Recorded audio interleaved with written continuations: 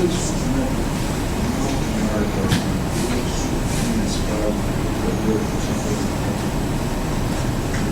ata ou retificação?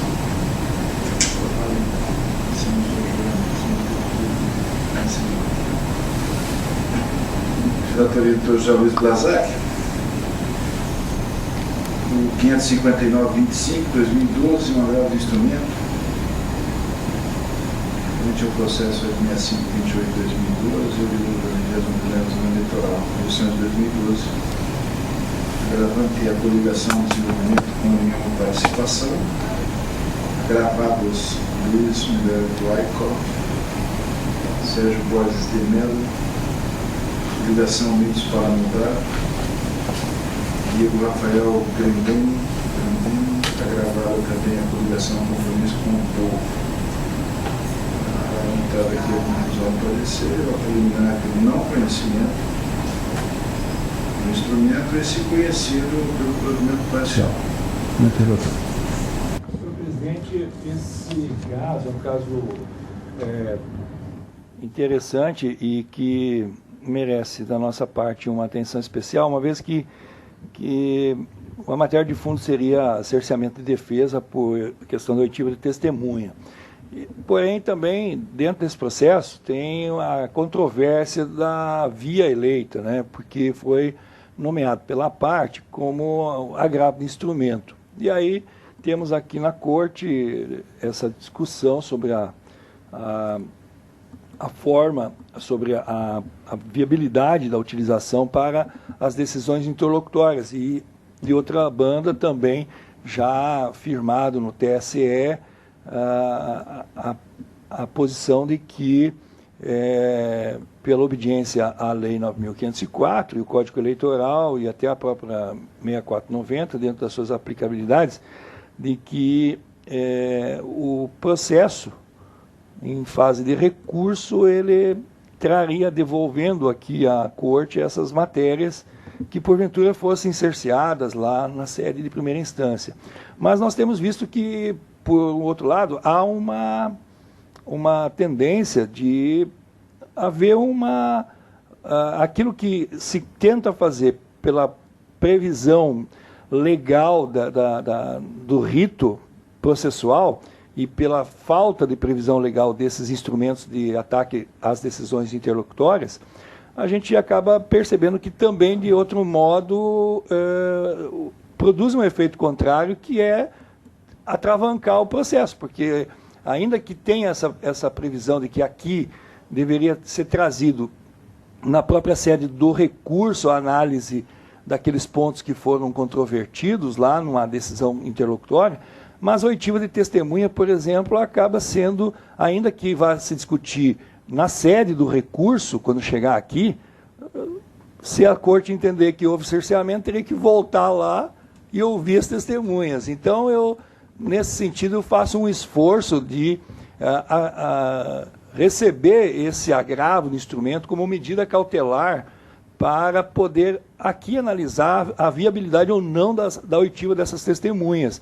E aí, assim, nós daríamos segurança ao juiz da instância de piso sobre a sua decisão que foi tomada, se devidamente reformada, devendo ouvir as testemunhas, e automaticamente chegando aqui à Corte com essa matéria, ainda que esteja na discussão do recurso, nós já teríamos uma coisa julgada em cima dessa matéria. Então, fiz essas considerações para expressar também a minha preocupação e meu estudo em cima desse tipo de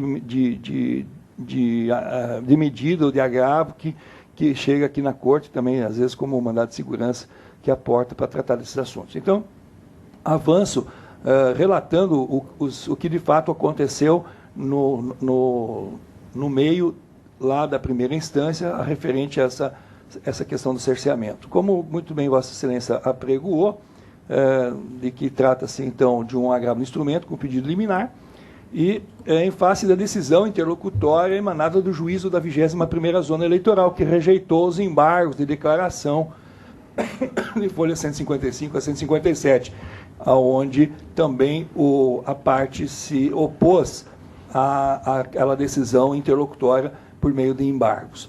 A referida decisão confirmou a prolatada na audiência. A decisão dos embargos confirmou a prolatada na audiência de instrução realizada em 14 de novembro de 2012, quando fora indeferido o pedido de intimação das testemunhas arroladas na inicial da representação eleitoral por captação ilícita de sufrágio. Aí o número do processo, à disposição de Vossa Excelência, proposta pela, então, aqui dita agravante, por conta de que a mesma requereu de véspera a intimação via juízo. Tratando-se, Excelências, de que essas testemunhas reportam os autos, que a motivação se dá por conta de que esse pedido protocolizado em 12/11, ou seja, há 2 dias da audiência, cinge-se à necessidade da intimação das testemunhas em razão da dificuldade em conduzi-las até a audiência, porque o rito da 6490, no artigo 22, dá a responsabilidade para a parte conduzir as testemunhas de seu interesse. E afirma, então, ainda a suposta aqui agravante. Algumas por alegação de motivo de trabalho, outras porque estariam ligadas diretamente aos agravados. Aqui é o ponto nevrálgico da questão, principalmente aquelas testemunhas em que teriam uma ligação direta aos agravados. Porém, destaco ainda aqui, Excelências, que não houve esse pedido na peça inicial. Houve arrolamento das testemunhas, mas não houve um pedido expresso de que deveriam ser conduzidas, intimadas, pelo menos, pelo juízo.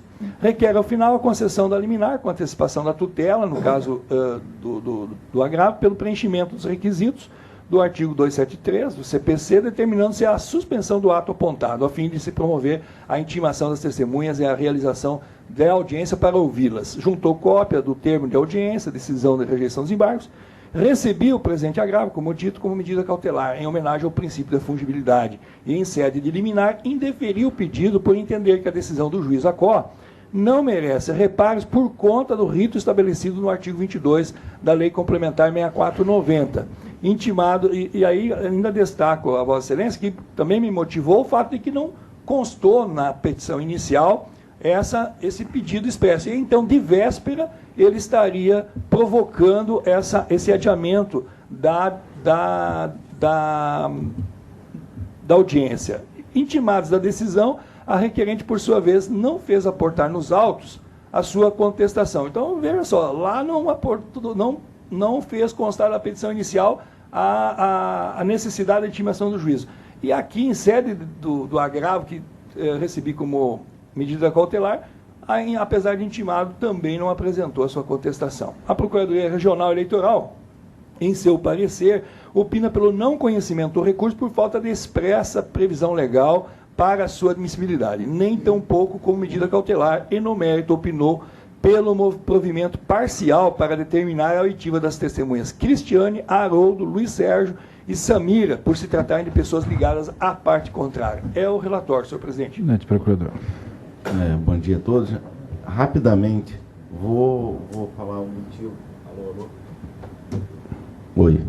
Rapidamente, vou adentrar só a questão da irrecorribilidade da decisão.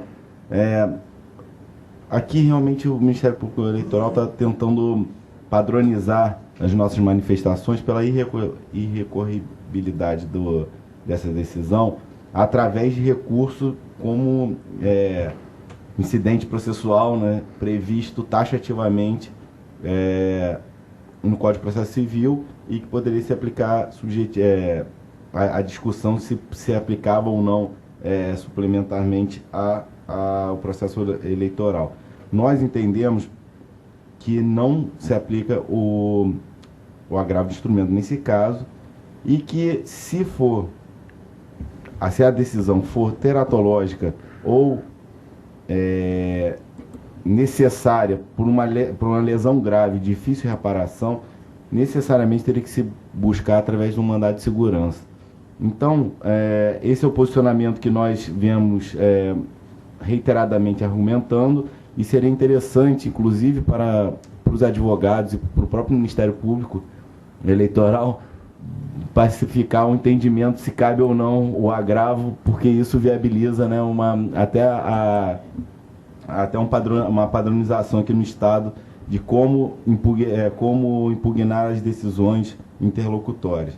Esse é o posicionamento do Ministério Público Eleitoral pelo não conhecimento. E quanto à questão do mérito, se for superado o conhecimento do agravo, o não conhecimento, nós temos também entendido que é necessário a intimação desde que demonstrado a necessidade. Então, reconhecemos que o rito não prevê expressamente a intimação, expressamente ele determina que é ônus da parte, mas também não podemos impor à parte algo que ela não tem capacidade. E a capacidade de intimar testemunhas que não desejam participar do processo, e cada vez mais nós vemos isso na prática, nós entendemos que ao judiciário cabe a intimação e exercer o poder de intimá-la e inclusive de conduzi-la sob vara, né? Então, esse é o posicionamento do Ministério Público Eleitoral. Ratificado. Palácio.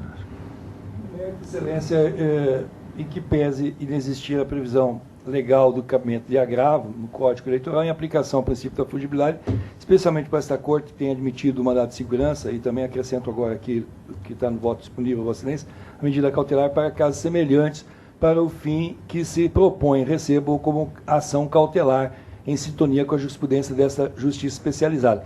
Coloco a apreciação de Vossa Excelência, senhor presidente, se isso deveria ser votado agora, nesse momento, como uma preliminar, ou é melhor, né? Que daí a gente avançaria Sem dúvida. na questão.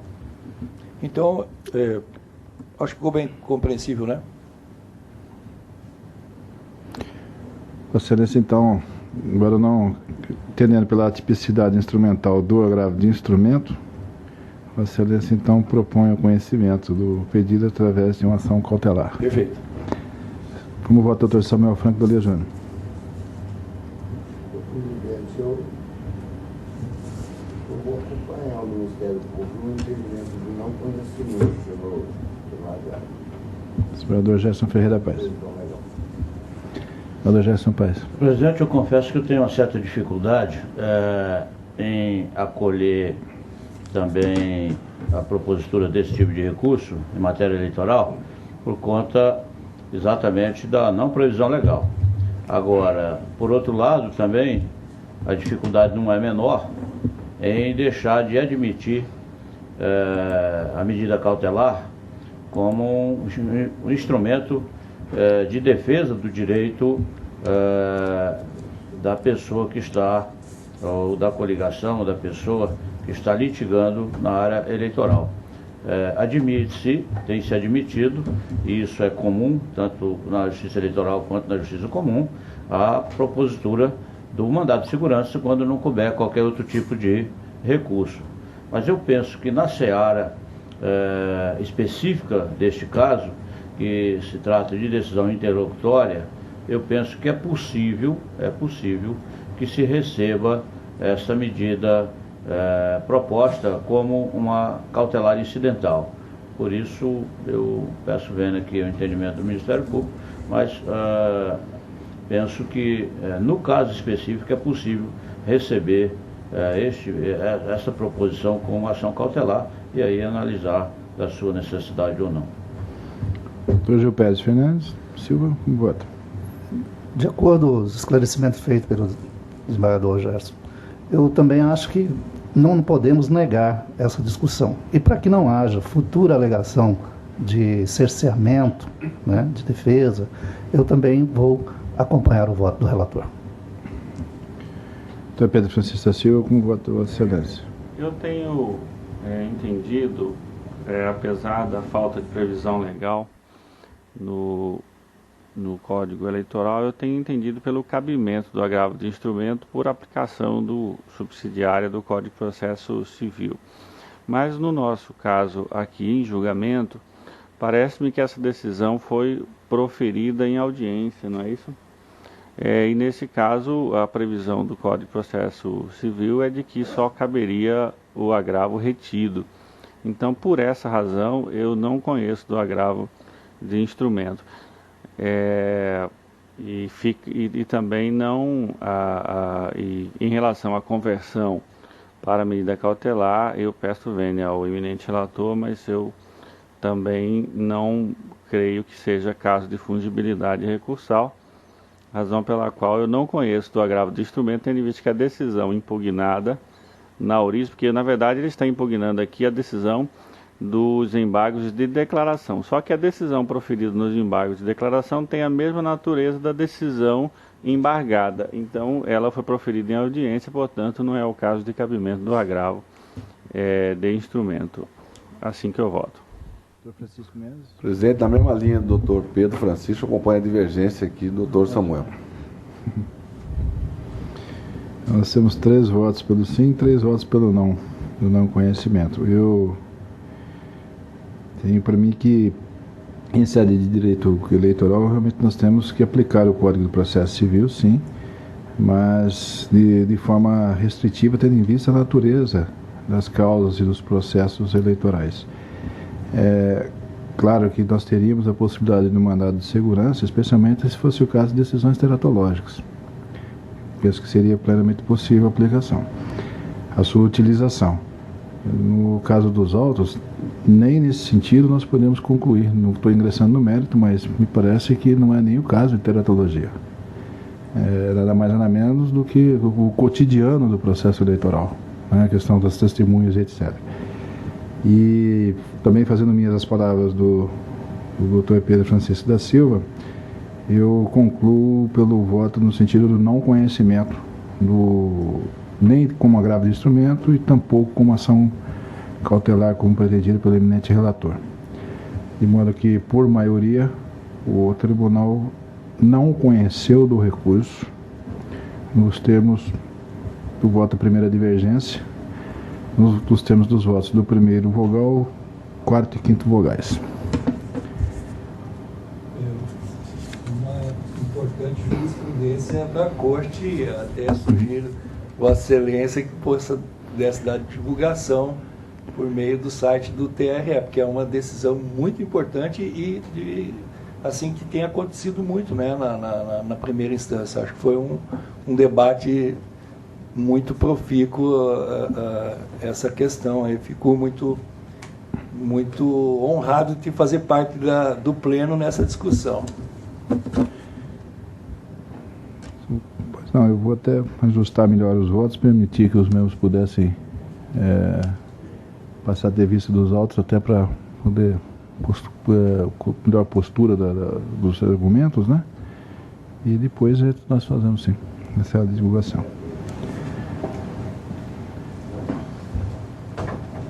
Parecer é pelo não conhecimento também, então, já julgado, o segundo processo 503-23/2012, recurso eleitoral, propaganda extemporânea antecipada, município e zona eleitoral de Vera, 22ª zona eleitoral, 2012, as eleições. Recorrente Nilson José Vigolo, também recorrente Cavalcante e Ecart Limitada, Vera News, recorridos coligação Vera em Boas Mãos, parecer pelo improvimento dos recursos. Cabe a relatoria do desembargador Gerson Ferreira Paz. Palavra, excelência. Esse aqui mesmo. Crédito plenário, trata-se de recursos eleitorais interpostos por Nilson José Vigolo e por Cavalcante e Ecart Limitada, Vera News, contra a sentença proferida pelo juiz da 22ª Zona Eleitoral, que julgou procedente a representação eleitoral ajuizada pela coligação Vera em Boas Mãos, condenando-os ao pagamento de multa individual de R$ 5.000 ou o valor equivalente ao custo da propaganda, se esse for maior por realização de propaganda eleitoral extemporânea. Sustenta o primeiro insurgente em síntese, não restar caracterizada a propaganda eleitoral extemporânea em seu favor, eis que a matéria veiculada no periódico Vera News, impresso, edição de maio de 2012, sob o título Nilson Vigolo desmente boatos e confirma sua pré-candidatura à Prefeitura de Vera, não passou de mera resposta a ataques pessoais que teria sofrido do sítio eletrônico, entre aspas, Nortão Notícias, que teria publicado em 11 de maio de 2012 a matéria intitulada entre aspas, tudo indica que o povo de Vera ficará órfão outra vez, fecha aspas. Aduz que teve sua honra violentamente agredida na suscitada matéria, o que teria ensejado o direito de vir a público para defender-se, o que teria feito mediante entrevista concedida à Rádio Comunitária Tropical de Vera, da qual se originou a matéria impressa de que versam esses autos. Assevera não existir na aludida matéria qualquer posicionamento acerca de política, não tendo ele se colocado na condição de pré-candidato, não havendo pedido de voto para qualquer candidato ou partido político, ou outro elemento explícito denotativo de campanha eleitoral sublinhar ou antecipada. No que toca à segunda matéria divulgada na mesma página do mesmo jornal impresso, sob o título, aspas, na Câmara, Vilmar Scherer confirma pré-candidatura de Nilson Vígulo, fecha aspas, aduz que se trata de manifestação de parlamentar a respeito daquele mesmo fato, que teria se tornado de conhecimento público no pequeno município de Vera, principalmente em seu meio político, causando grande revolta na maioria dos munícipes. Contudo, nada que pudesse caracterizar a alegada propaganda eleitoral antecipada. Ao final, suscitando que a matéria ensejadora da presente condenação, por veiculada bem antes da escolha de eventuais candidatos à eleição de outubro de 2012, ou seja, em maio daquele ano, pleiteia o provimento do recurso para a reforma da sentença combatida. A insurgente Vera Nilson sustenta, em suma, que a matéria que fundamentou a equivocada condenação pelo juiz Acó trata-se, em verdade, de mera opinião jornalística, em forma de editorial, até mesmo porque, decorrência da firme posição daquele jornal contra a administração municipal do prefeito Moacir Luiz Giacomelli, então declarado pré-candidato à reeleição. Assim, tendo ocorrido clara ofensa ao primeiro recorrente pelo blog de João Maguila, hospedado no sítio Nortão Notícias, entendeu por bem o segundo recorrente realizar entrevista com Nilson Vígulo a fim de rebater as críticas injustas contra ele deferidas. Aduz não haver na matéria jornalística qualquer elogio, exaltação ou pedido de votos para Nilson Vígulo, sendo certo, ademais, que à época dos fatos não havia definição acerca de candidaturas, o que descaracterizaria a propalada propaganda eleitoral antecipada. Quanto ao mais, repete basicamente os mesmos argumentos já deduzidos pelo primeiro recorrente, postulando o provimento do apelo para a reforma da sentença da instância singela. Contra razões da coligação Vera em boas mãos, e que reitera o entendimento de que o periódico recorrente teria exorbitado o seu direito de prestar informações jornalísticas, descambando para inequívoca propaganda eleitoral antecipada em favor de Nilson Vígulo, razão pela qual pleiteia o desprovimento do recurso. Manifestação do órgão do Ministério Público da instância de piso pelo conhecimento e improvimento do apelo. Parecer da Ilustrada Procuradoria Regional Eleitoral, também pelo desprovimento recursal. Relatório, senhor presidente. Presidente, procurador, com a palavra. Reiterou o que o Reiterados pareceres escritos, com a palavra do deputado Gerson. Nesses pares, nada há que reparar na sentença da instância singela.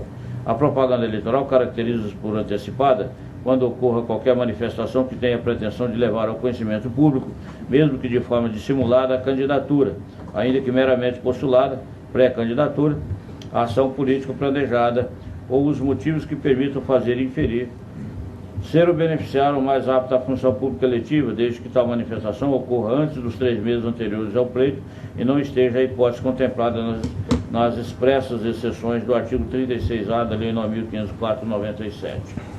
Passa a transcrição desse dispositivo e continua. O que se discute nos presentes autos é a existência da aludida propaganda eleitoral antecipada em favor do ora insurgente Nilson José Vígulo por conta da matéria veiculada pelo segundo recorrente, Vera Nilson, o qual, por seu turno, invoca o direito à livre manifestação do pensamento, gênero do qual se extrai a matéria alusiva ao direito à informação jornalística, em especial da imprensa escrita, que estaria isenta de qualquer ilicitude quando pratica o direito de expressar sua opinião e apoia a determinado candidato na forma de editorial. Pois bem, de início é de se ter como certo que não há direito absoluto, eis que o confronto e o respeito de direitos justapostos ou contrapostos é inerente ao Estado Democrático de Direito. Nesse aspecto, não somente a Constituição da República, quanto a própria legislação infraconstitucional, sanciona e garante o direito à difusão de ideias, de pensamento, enfim, sob as mais variadas formas, inclusive no âmbito da disputa eleitoral, sendo lícita a veiculação pela imprensa escrita de opinião favorável ou desfavorável a qualquer partido político ou candidato, desde que outros direitos não sejam ilegalmente afetados, sem que isso descambe tendenciosamente para o abuso de poder ou para a caracterização de propaganda eleitoral irregular, antecipada, dissimulada, até porque a necessidade de observância da lisura do pleito é também regra de índole legal e constitucional. Da análise das matérias divulgadas na página impressa do periódico Vera News, edição número 3 de maio de 2012, extraem-se os seguintes trechos. Aspas, a parte negritada está citada no voto. Os números não foram apresentados, mas sabe-se que o nome de vírgula tem um crescimento acentuado. Para fazer contraposição a essa tendência, já apontada em todas as outras sondagens eleitorais, os detratores passaram a atacar vírgula. Este teria desistido porque sua esposa seria contrária à candidatura. Na entrevista à rádio comunitária de Vera, vírgula reafirmou não apenas a sua pré-candidatura, como também as outras de oposição. Outra matéria, o título dela, na Câmara, Vilmar Scherer confirma a pré-candidatura de Nilson. Na parte que nós destacamos, na política tem de tudo, e nem tudo que você escuta é coisa boa. Mas para nossa felicidade, diante de todos os boatos, quero dizer aqui que se caminha para a formação de um grande grupo de oposição, de formarmos uma nova aliança, uma nova administração em Vera, saltou o parlamentar. Mais adiante, o vereador chamou a atenção para o momento da opinião que está ocorrendo com os partidos e agrupamento de oposição em Vera, onde o que mais está importando é o objetivo comum de mudar os rumos da administração do município. Fecha aspas. Mostra-se inequívoco que o jornal Vera News publicou 2 matérias antes do período de 3 meses que antecede o pleito, maio de 2012, em que explicitamente divulga o nome do Nilson Vírgula como pré-candidato confirmado ao cargo de prefeito de Vera, que teria preferência do eleitorado com base em supostas pesquisas que obviamente não tinham o respaldo da legislação eleitoral, além de implicitamente consignar ser ele o mais indicado para a oposição ao então prefeito, de nome Moacir Giacomelli, que para piorar a situação dos recorrentes também veio a tornar-se candidato à reeleição. Portanto, a veiculação da matéria sob comento, indubitavelmente, beneficiou o recorrente Nilson Vírgula, em detrimento da futura campanha a ser deflagrada por seu adversário político, o que desnatura toda a isonomia do pleito.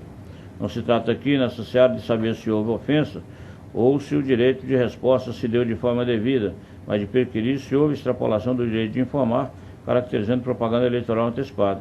E isso parece cristalino a partir da leitura dos trechos supracitados, razão pela qual vota-se pelo desprovimento dos recursos aviados tanto por Nilson José Vírgula como por Vera News, mantendo-se intacta a sentença atacada. É como voto. Doutor Gil Pérez Fernandes, como voto? Vossa Excelência. Doutor Pedro Francisco Silva, como voto? Vossa Excelência. Doutor Francisco Mendes, como voto? Vossa Excelência. Doutor Luiz Blazar, como voto? Vossa Excelência. Doutor Samuel Frandalinha, como voto? Vossa Excelência. Por unanimidade, desproveu os recursos nos termos do voto do relator, em simetria o parecer ministerial. Também da relatoria do desembargador Gerson Ferreira Paz, o terceiro processo número 213-59/2012, recurso eleitoral, representação, abuso do poder político e de autoridade, transferência de servidor público, Nova Mutum, eleições 2012, recorrente Olírio Lautenschlager e recorrido do Ministério Público Eleitoral, parecer pelo afastamento da preliminar de cerceamento de defesa e no mérito pelo desprovimento do recurso. Presidente relator, com a palavra. Colégio plenário, cuida-se de recurso eleitoral interposto por Olírio Lautenschlager contra a sentença prolatada pelo juiz da 5ª Zona Eleitoral, que julgou parcialmente procedente a representação ajuizada pelo Ministério Público, que oficia naquela instância sigela, declarando nula a portaria 239/2012, ditada pelo insurgente na condição de prefeito de Nova Mutum, condenando-o ainda ao pagamento de multa equivalente a R$ 5.320,50 por violação ao disposto no artigo 73, inciso 5º da Lei 9.504/97, combinado com o artigo 50, inciso 5º da Resolução TSE número 23.370/2011. Sustenta o recorrente em síntese a preliminar de cerceamento de defesa, argumento de que o juízo ACOR não teria permitido o oitivo de testemunhas arroladas pela defesa. Alega que a edição da aludida portaria 239/2012, mediante a qual for efetuada a remoção da servidora Sandra Cristina Cosen, longe de ser ato de perseguição em face de sua opção em apoiar candidato adversário do insurgente, foram embasada em orientação da equipe técnica da Prefeitura de Nova Mutum, em decorrência de pedido de rescisão contratual de outra servidora, que teria ocasionado o claro de lotação no local para o qual foi realizada a já mencionada remoção. Argumenta que a condição de serviço público essencial e inadiável foi o que fundamentalmente motivou a edição daquele ato administrativo que encontraria respaldo legal na exceção contida no artigo 73, inciso 5º, a linha D da Lei 9.504/97, motivo pelo qual pugna o provimento do apelo para a reforma da sentença, contra razões do Ministério Público da instância de piso, onde postula que seja afastada a questão preliminar suscitada e no mérito pleiteia o improvimento do recurso. Parecer da Justiça da Procuradoria Regional Eleitoral também opina pela rejeição da preliminar e pelo desprovimento do apelo. O relator. Procurador. Excelência. Na verdade, o primeiro ponto, quanto preliminar, o Ministério Público Eleitoral apresenta que não houve cerceamento de defesa, tendo em vista que a matéria essencialmente é documental, é discussão em cima da portaria que foi editada. Então, nesse momento, nós entendemos que não houve cerceamento de defesa. E no mérito, eu acho bem relevante também o posicionamento do TRE aqui nesse caso, ainda que possa se discutir caso a caso, mas o fato em si trata sobre remoção ex officio no período vedado. E nós sustentamos aqui que não era possível essa remoção, tendo em vista que a lei veda a possibilidade de remoção, inclusive não abrindo exceções para que essa remoção, salvo em casos existem exceções, mas as exceções têm que ser em casos excepcionalíssimos e demonstrados. No caso em si, é importante que nós pacifiquemos aqui também o posicionamento em relação à aplicação dessa legislação, justamente para que não se use a máquina em período eleitoral para evitar a oposição ao governante do momento. Então, esse é o posicionamento. Nós entendemos que não se pode abrir essa exceção no caso concreto, porque a legislação veda a remoção ex officio 3 meses antes da eleição. Relator. Nesses pares, não merece prosperar a questão preliminar, atinente ao cerceamento de defesa, por não ter o magistrado sentenciante aberto prazo para a dilação probatória, consistente na oitiva de testemunha, eis que a matéria do feito, sendo de comprovação meramente documental e estando o feito fartamente instruído com os respectivos documentos, restaria a ponderação judicial acerca da subsunção do fato ao preceito legal de regência, o que dispensa oitiva de testemunha, podendo a lei ser julgada de forma antecipada, conforme permite o artigo 336(1) do Código de Processo Civil. Não se ouvide ainda que no processo eleitoral não se declara nulidade sem demonstração de prejuízo, de acordo com a regra expressa contida no artigo 219 do Código Eleitoral, o que não logrou demonstrar o insurgente.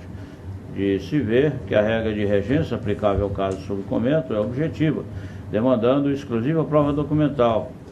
É o que fazemos transcrever no nosso voto, transcrevendo o artigo 73, onde são proibidos aos agentes públicos, no inciso 5º, nomear, contratar ou de qualquer forma admitir, demitir sem justa causa, suprimir ou adaptar vantagem ou por outros meios dificultar ou impedir o exercício funcional e ainda ex officio remover, transferir ou exonerar servidor público na circunscrição do pleito nos 3 meses que antecedem e até a posse dos eleitos, sob pena de nulidade de pleno direito por todo. Fecha aspas. Pelo exposto, sendo objetiva a regra que determina a vedação da remoção do servidor público no período de 3 meses antes da data das eleições, estando a prova da remoção dos autos, mediante cópia da respectiva portaria, desnecessária a oitiva de testemunhas, como bem decidiu o magistrado da Cor, razão pela qual voto pelo afastamento dessa questão preliminar, senhor presidente. Questão preliminar, doutor Gil Pérez, como votou a excelência? Com o relator. Doutor Pedro Francisco da Silva, como vota? Com o relator. Doutor Francisco Mendes Neto, como Com o relator. Doutor Luiz Blazar, como vota? Com excelência. Doutor Samuel Francalia Júnior, como vota? Então, unânime e rejeitada a preliminar. Com a excelência.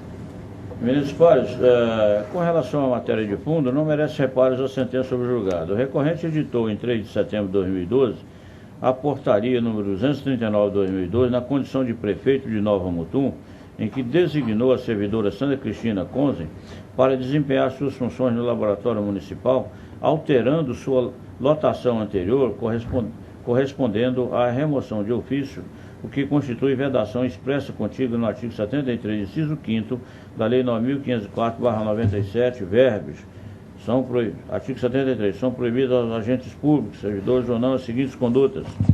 Lá no inciso 5º, nomear ou contratar de qualquer forma, admitir, demitir sem justa causa, suprimir ou readaptar vantagem ou por outros meios, dificultar ou impedir o exercício funcional e ainda, ex officio, remover, transferir ou exonerar servidor público na circunscrição do pleito nos 3 meses que antecedem e até a posse dos eleitos, sob pena de nulidade de pleno direito. Feitas tem algumas ressalvas, mas que não é o caso, e nós continuamos. É de se destacar que não há de socorrer ao insurgente a regra que excepciona a referida vedação, prescrita na linha D do dispositivo legal, haja vista que ali, como bem anotado no parecer ministerial, cuida-se de autorização para nomeação e contratação, necessária à consecução de serviços públicos essenciais e inadiáveis, o que não se confunde com autorização para remoção, até porque este Instituto de Direito Administrativo encontra-se expressamente descrito na regra proibitiva do inciso 5º, ou seja, não se pode confundir o Instituto da Remoção, que é vedado no período eleitoral, com os de nomeação e de contratação, que estão contemplados na hipótese de exceção descrita na linha D. Ademais da servidora removida, ocupa o cargo de agente administrativo desde 2006, consoante o documento folhas 26, tendo o ato ora combatido, ou seja, a portaria 239/2012, de 3 de nove de 2002, revogado portaria anterior editada com o objetivo de alterar sua lotação para exercer suas atividades no laboratório municipal. A condição de agente administrativo demonstra claramente serem infundados os argumentos do recorrente quanto à natureza de serviços essenciais e inadiáveis que justificariam a remoção nos termos da linha D acima transcrita, única hipótese que poderia, eventualmente, amparar o caso sob comento, mas que, conforme já asseverado, mostra-se inaplicável. Portanto, independentemente da comprovação de retaliação ou perseguição da servidora removida, o que conta é o caráter objetivo da norma de regência, que taxativamente proíbe a remoção ex officio de servidor público no período de 3 meses que antecede o pleito, o que foi claramente respeitado pelo recorrente, razão pela qual, em sintonia com o parecer, vota-se pelo desprovimento do apelo. É como voto. Doutor Gil Pérez Fernandes, como vota? Com o relator, excelência. Doutor Pedro Francisco, como vota você? Doutor Francisco Mendes Neto, como vota? Doutor Luiz Blazar, como vota? Com o relator e observando que exatamente a letra E não coloca nenhuma ressalva, né, ou condição, é transferência ou remoção ex officio e automaticamente restringe militares, policiais civis e agentes penitenciários. Não coloca outra possibilidade. Então, não tenho dúvida de acompanhar o bem lançado voto do nobre relator. Doutor Samuel Franco Deleuze, não convota. O tribunal, por unanimidade, rejeitou a preliminar e desproveu o recurso nos termos do voto do relator. Em simetria, o parecer eleitoral.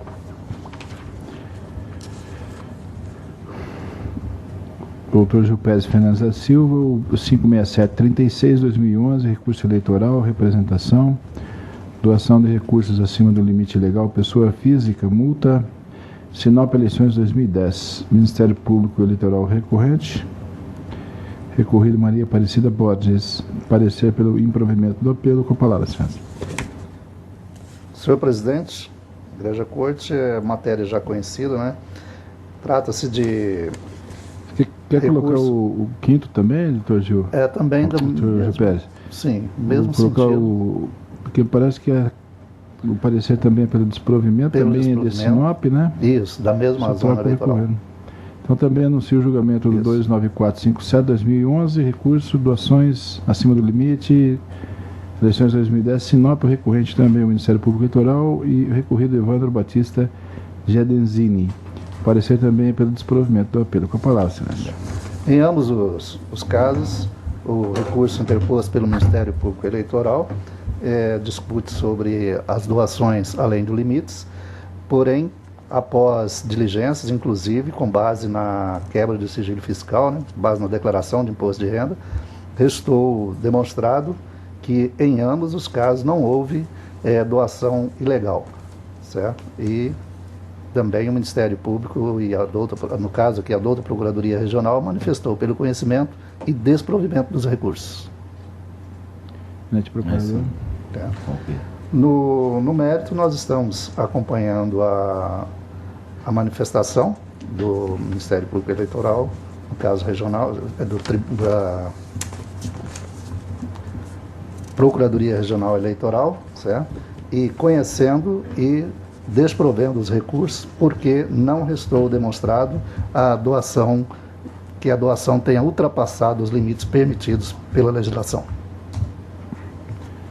Vossa Excelência está, então, improvendo? Conhecendo do recurso e mantendo a sentença, né? Desproveu o recurso, Desproveu. ambos, né? Isso. Doutor Pedro Francisco da Silva, voto Vossa Excelência. Dois casos. Doutor Francisco Ferreira Mendes Neto. O relator, doutor Francisco. Luiz Blazac, como voto Vossa Excelência. Doutor Samuel Frandalia, como voto Vossa Excelência. Senador Gerson Paes, como voto. Então, para ambos, o 56736, 29457 de 2011, o Tribunal, por unanimidade, improveu o recurso nos termos do voto do relator.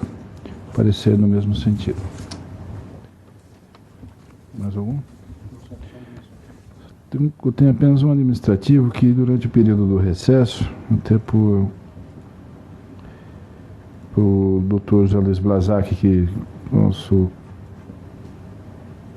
companheiro e componente do nosso tribunal, não pôde atuar em determinado feito, conforme a decisão de folhas 85, no mandado de segurança 63379, 2012, e tive a necessidade de busca de um substituto, tendo então, naquele momento, designado o Dr. André Stumfil Jacob Gonçalves, plantonista no período de recesso, através da portaria AD referendo 396/2012. E, considerando as informações que os autos nos trazem, eu também voto no sentido de referendar a designação também do Dr. Francisco Alexandre Ferreira Mendes Neto, ocorrido em 21/12/2012, para atuar na qualidade de plantonista no mandado de segurança 63379. Também Sua Excelência teve que atuar com o outro despacho contido. E, portanto, referendando também a portaria 396/2012, publicada no Diário da Justiça Eletrônico, que incluiu o Dr. André Stumpf como plantonista desse tribunal por ocasião do recesso forense. Aqui houve impedimentos, né, Dr. Blazac? E aí eu tive que solucionar as questões com os membros que estariam aqui mais disponíveis. Então, eu simplesmente os coloquei porque eles foram acessados, né? Todos de acordo? Então, se você manda retornar, que precisa retificar uma frase que está posta aí. Nada mais? Não, senhor. Só terça-feira? Só. Nesse caso, agradeço a presença de todos os seus servidores. Encerrada a sessão, somente terça-feira agora que nós teremos sessão, né? Às 8 horas. Tem? Terça, quarta e quinta. Terça, quarta e quinta.